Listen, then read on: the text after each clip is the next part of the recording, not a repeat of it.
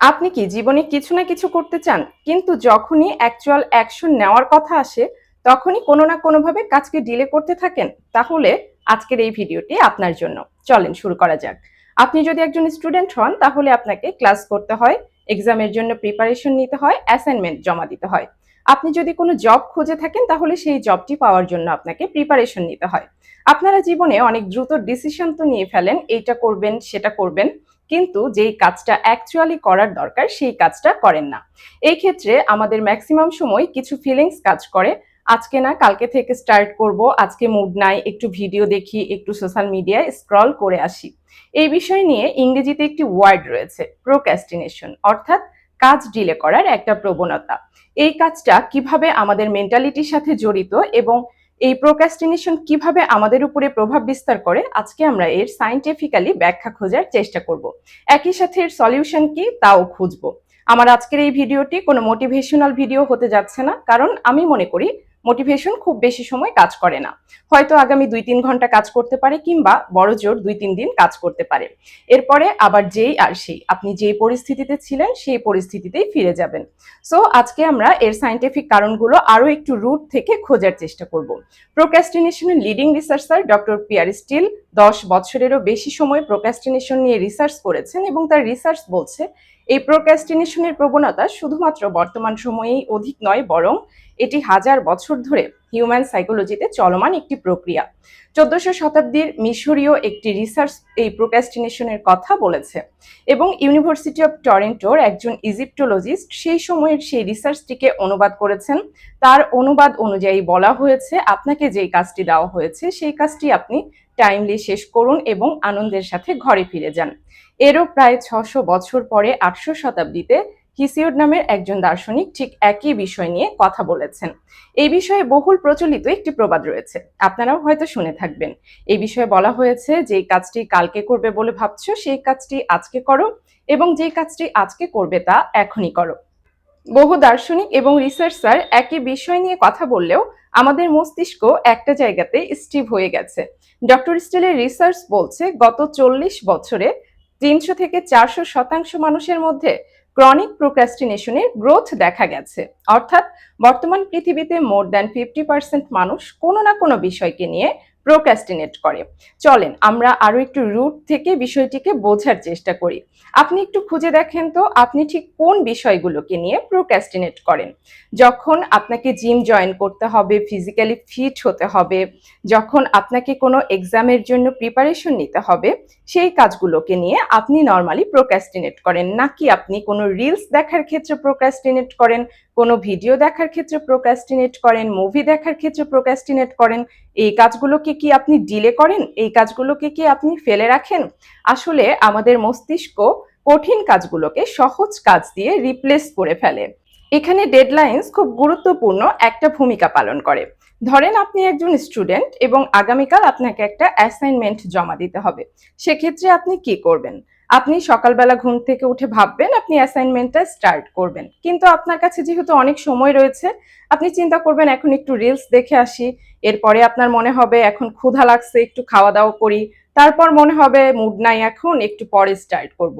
এই করতে করতে একটা সময় আপনি সারাটা দিন শেষ করে ফেলবেন, এবং যেহেতু আগামীকাল আপনাকে অ্যাসাইনমেন্ট জমা দিতে হবে, তাই সারা রাত জেগে আপনি অ্যাসাইনমেন্টটা রেডি করবেন। এখানে যেহেতু আপনার কাছে একটি ডেডলাইনস রয়েছে, সেহেতু আপনি অ্যাসাইনমেন্টটা তো রেডি করবেন। কিন্তু যখন আপনার কাছে কোনো ডেডলাইনস থাকে না, সেক্ষেত্রে কি হয়? আপনি এন্ডলেসলি প্রোক্রাস্টিনেট করতে থাকেন। এখন অলরেডি আপনি আপনার স্টুডেন্ট লাইফ নিয়ে তো প্রোক্রাস্টিনেট করলেন, যার ফলে আপনার সিজিপিএ খুব বেশি ভালো হলো না, এবং আপনি খুব বেশি ভালো একটি চাকরি পেলেন না। এটা লাইফে খুব বড় কোনো বিষয় না। বড় বিষয় আসে তখনই যখন আপনি আপনার লাইফের কোনো গোলস নিয়ে, কোনো ড্রিম নিয়ে প্রোক্রাস্টিনেট করতে থাকেন। আপনি হয়তো চেয়েছিলেন আপনি একজন ফিল্ম মেকার হবেন, কিন্তু যেহেতু আপনার মধ্যে প্রোক্রাস্টিনেট করার প্রবণতা রয়েছে, তাই নিজেকে বলতে থাকবেন আজকে না কালকে, আজকে সবকিছু অ্যারেঞ্জ করতে পারি নাই, যখন সবকিছু অ্যারেঞ্জ করব তখন স্টার্ট করব। এই কাল কাল করতে করতে হয়তো সেই কাল আর আপনার জীবনে কখনোই আসবে না। আপনাদের আশেপাশে অনেক আন্টি আঙ্কেলদেরকে দেখে থাকবেন যারা প্রায়ই বলে তাদের অনেক বড় বড় গোল ছিল, অনেক ড্রিম ছিল, কিন্তু তারা সেগুলোকে অ্যাচিভ করতে পারে নাই তাদের পরিবেশ পরিস্থিতির কারণে। আপনিও একটা সময় গিয়ে তাদের মতো করে আফসোস করবেন।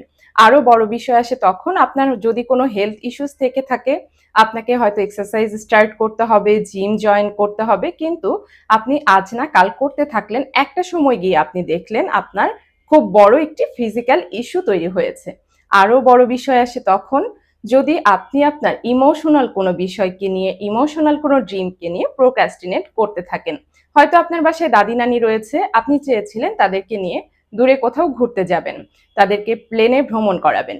আপনি প্রোক্রাস্টিনেট করতে করতে একটা সময় গিয়ে দেখলেন আপনার লাইফ থেকে আপনি তাদেরকেই হারিয়ে ফেলেছেন। সেই সময় কি হবে? আপনার মধ্যে ডিপ্রেশন, অ্যাংজাইটি এবং স্ট্রেসের মতো বিষয়গুলো আসবে। জার্মান ইউনিভার্সিটির একটি রিসার্চ বলছে প্রোক্রাস্টিনেশনের সাথে সাথে ডিপ্রেশন, অ্যাংজাইটি এবং স্ট্রেসের মতো বিষয়গুলো চলে আসে। একই সাথে আরো একটি ফিলিং আসে, সেটি হচ্ছে গিল্ট ফিলিং।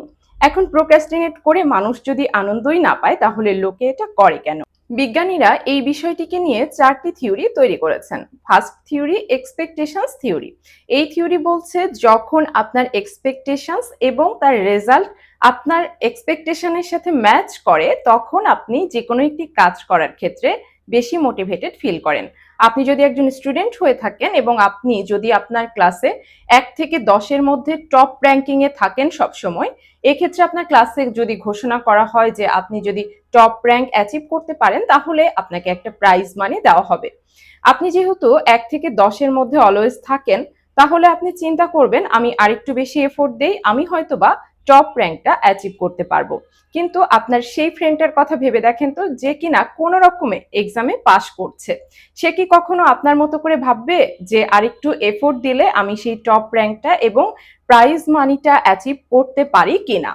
সেক্ষেত্রে আপনার মোটিভেশন অনেক বেশি হাই থাকবে এবং আপনার যেই ফ্রেন্ডটা কোনো রকমে এক্সামে পাশ করছে তার মোটিভেশন কিন্তু আপনার মতো এতটা হাই থাকবে না। এইভাবেই কাজ করে expectancy theory. Second theory need theory. এই থিওরিটি 1960 সালে ফেমাস সাইকোলজিস্ট ডেভিড ম্যাকক্লিলেন বানিয়েছিলেন। এখানে তিনি 3 ধরনের নিডের কথা বলেছেন: need for achievement, need for affiliation এবং নিড ফর পাওয়ার। এই থিওরিটি কাজ করে আপনার ব্যক্তিত্ব কি ধরনের তার উপরে। আপনার কোন জিনিসের প্রতি সবচেয়ে বেশি আকাঙ্ক্ষা রয়েছে সেই অনুযায়ী এই থিওরি কাজ করে।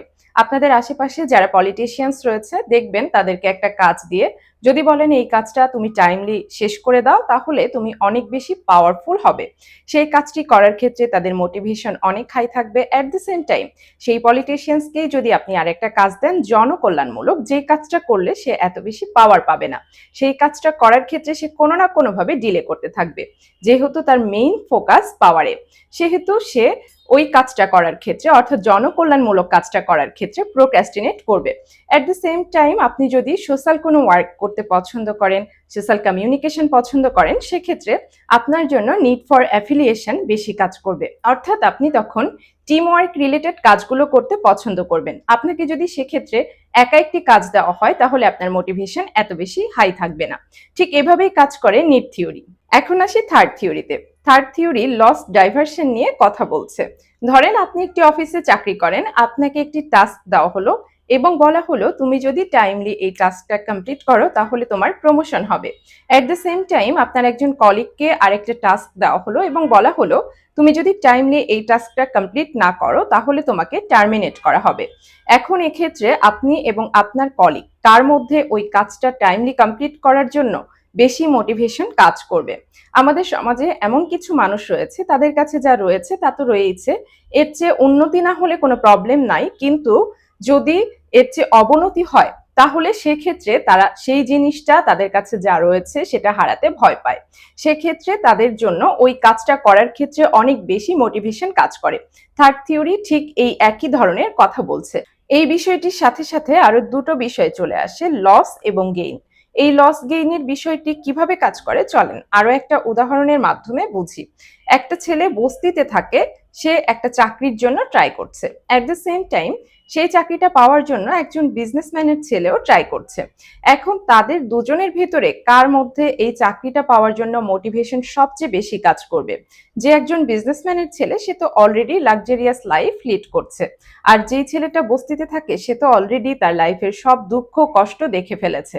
এখন আপনি বলেন তাদের দুজনের মধ্যে কার ভেতরে সবচেয়ে বেশি মোটিভেশন হাই থাকবে। এখন আসি লাস্ট থিওরিতে, হাইপারবোলিক ডিসকন্টিনিউইং থিওরি। এই থিওরিটি বলছে যখন আপনি একটা কাজ শেষ করেন তখন সাথে সাথেই যদি সেই কাজের রেজাল্ট এবং রিওয়ার্ড পেয়ে যান তাহলে সেই কাজের ক্ষেত্রে আপনার মোটিভেশন অনেক বেশি হাই থাকে। যদি আপনি একটা কাজ শেষ করার অনেক দিন পরে তার রেজাল্ট এবং রিওয়ার্ড পান তাহলে কোনো না কোনোভাবে মস্তিষ্ক সেই কাজকে ডিলে করতে থাকে। যদিও বলে দূরদর্শিতা ভালো ফল বয়ে আনে, তারপরেও আমাদের মস্তিষ্ক এক জায়গায় যেহেতু স্টিভ হয়ে গেছে সে তাড়াতাড়ি রেজাল্ট এবং রিওয়ার্ড পেতে বেশি পছন্দ করে। এতক্ষণ আমি যেই 4টি থিওরির কথা বললাম এই 4টি থিওরিকে আবার 2012 সালে ডক্টর স্টিল এবং ডক্টর কার্নিয়াস কলিং মিলে একটি কম্বাইন্ড থিওরি বানিয়েছেন। এই কম্বাইন্ড থিওরিটিও একই ধরনের কথাই বলছে। এই কারণগুলো ছাড়াও প্রোক্রাস্টিনেশনের জন্য আরো একটি বিষয় মুখ্য ভূমিকা পালন করে, সেটি হলো আপনাদের ফিয়ার, অর্থাৎ লোকে কি বলবে। ওই যে ফার্স্টেই বলেছিলাম আপনি হয়তোবা ফিল্ম মেকার হতে চেয়েছিলেন, কিন্তু লোকে কি বলবে আপনি কাজটা শুরু করার আগেই ভাবলেন। বন্ধুরা তো আগেই বলেছিল চাকরি ছেড়ে দিয়ে এই ফিল্ম মেকিং ট্রাই করার দরকার নাই। সেই ভয়ে আপনি কখনো আপনার ড্রিম শুরুই করলেন না। আপনার ড্রিম যেই কাজটার প্রতি আপনাকে অ্যাট্রাক্ট করে সেই কাজটা আপনি কখনো স্টার্টই করলেন না, এবং লাস্টে গিয়ে দেখবেন ওই যে আন্টি আঙ্কেলদের কথা বলেছিলাম তাদের মতো করে আপনি আফসোস করতে থাকবেন। কিন্তু তখন আফসোস করে কিন্তু আর কোনো লাভ নেই। এখন এতগুলো প্রবলেম নিয়ে তো আমরা কথা বললাম, প্রবলেমগুলোর সলিউশন কি? আপনি যদি অলরেডি আপনার প্রবলেমকে ফাইন্ড আউট করতে পারেন তাহলে আপনি 50% সলিউশন করে ফেলেছেন। কারণ কথাই বলে আপনি যখন আপনার অ্যাকচুয়াল প্রবলেমকে ফাইন্ড আউট করে ফেলেন ততক্ষণে আপনি 50% সলিউশন করেছেন। এখন আপনি দেখেন আপনি কোন বিষয়গুলোকে নিয়ে প্রোক্রাস্টিনেট করছেন।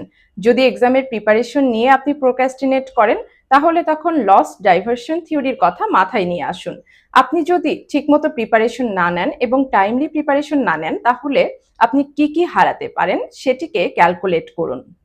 এখন পড়াশোনা করতে আপনার যদি একান্তই ভালো না লাগে তাহলে কোন কাজটাতে আপনি আনন্দ খুঁজে পান সেই কাজটি খুঁজে বের করুন এবং সেই কাজে নিজেকে দক্ষ করে তৈরি করুন। আপনি যদি কোনো কাজ শুরু করার আগে ভয় পান তাহলে মনে রাখবেন এই ভয়ের পিছনে সবচেয়ে মুখ্য ভূমিকা পালন করে আপনাদের ইগো। আর লাইফে ইগো হচ্ছে সবচেয়ে ইউজলেস একটা জিনিস। এতক্ষণ যে বিষয়গুলো নিয়ে কথা বললাম এই বিষয়গুলো ছাড়াও প্রোক্রাস্টিনেশনের পিছনে আরো একটি বিষয় বর্তমান সময়ে মুখ্য ভূমিকা পালন করে, সেটি হচ্ছে আপনাদের ডিস্ট্রাকশন। অর্থাৎ সোশ্যাল মিডিয়ায় যখন আপনারা একবার চলে যান তখন ঘন্টার পর ঘন্টা কিভাবে সোশ্যাল মিডিয়ায় ব্যয় করেন সেটি আপনারা নিজেরাও বুঝতে পারেন না। এখন আপনি যদি অলরেডি আপনার আগের প্রবলেমগুলোকে ফাইন্ড আউট করতে পারেন এবং তার সলিউশন ঠিক করে ফেলেন তাহলে সোশ্যাল মিডিয়ায় আপনি কতখানি টাইম দিবেন, কোন ধরনের কন্টেন্ট দেখবেন সেই টাইমটিকে আপনি ভাগ করুন। এইভাবে করে আপনি আপনার সময়কে ইউটিলাইজ করুন। আজ থেকেই প্রোক্রাস্টিনেশনকে না বলুন। ভালো থাকুন, দেখা হবে নেক্সট ভিডিওতে।